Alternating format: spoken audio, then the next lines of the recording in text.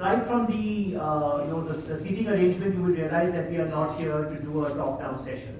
The entire day is going to start right now, be discussion groups, where all of us will have an equal voice on this table, and the set of recommendations that will be coming out during the course of deliberation at this third National Crop Nutrition Summit will be presented to the various ministries, especially to the joint secretaries in both the fertilizer and the agriculture ministry, as well as through various other industry associations.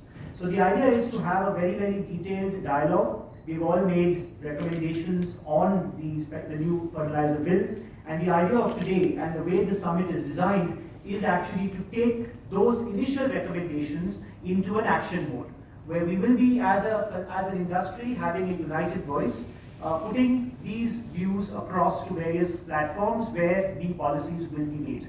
And the idea is, if we do not put these voices in today and at similar forums, then perhaps once the law is enacted, then we will all be running here and there and trying to figure out how to find amendments to that act. So rather we try and sort out issues and put our voices out right now and make sure that the day-to-day becomes very, very productive and engaging in making sure that the recommendations we make are put together in a very consolidated document, which we will at the end of today all together sign and propose to the government. So that's the way the format is.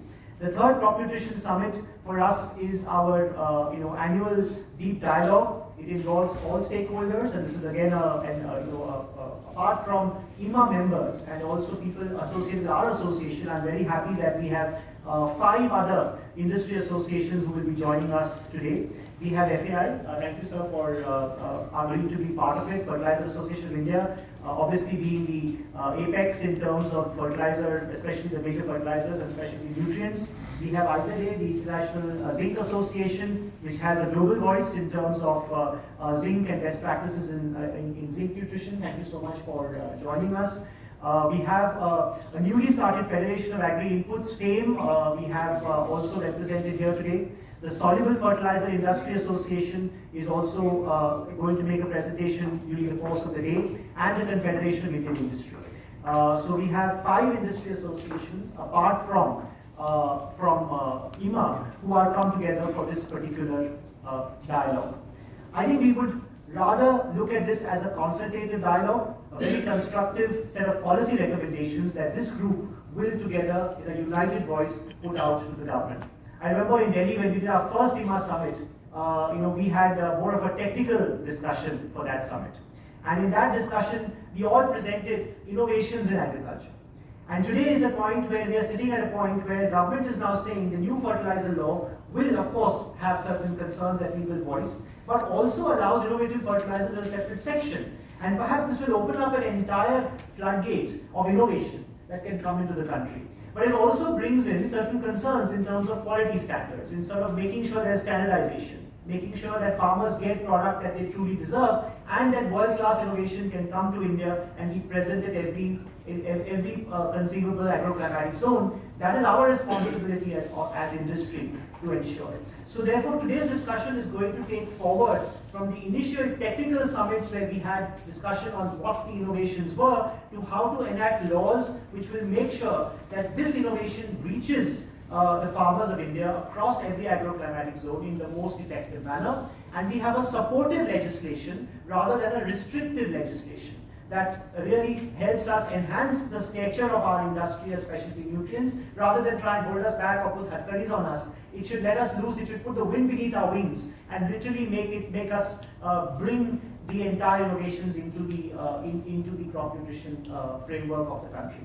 That is really the purpose of today. To give an idea, our association in the last couple of years has also worked very closely with the government to also train quality control staff, not only from the government but also from our own industry, to make sure that standardized quality control parameters are understood on both sides. So this is something that we've done at our own quality control labs from people that work in this industry, and also we are now trying to get the Central Fertilizer Faridabad laboratory to also help our own quality control staff get trained and make sure that we both understand what exactly it is. And that's the starting point of making sure that controls are properly established. This year we had a flagship B2B international meet and greet where 135 companies from across 7 countries met IMMA members and explored to get Indian innovations and Indian product to the world market. This was one of our flagship events during the course of this year. It was very, very well received. And through B2B dialogues, we actually have said not only are we going to bring people together, but let's find market access for the best Indian companies around the world. And that is also something that this association has done, started doing quite effectively. And we are also looking at today taking label claim fertilizers, innovative fertilizers, concerns regarding the new legislation to come in very, very strongly on the table today and get discussed and deliberated and put together in the form of a comprehensive document. That's really the purpose of today. Before the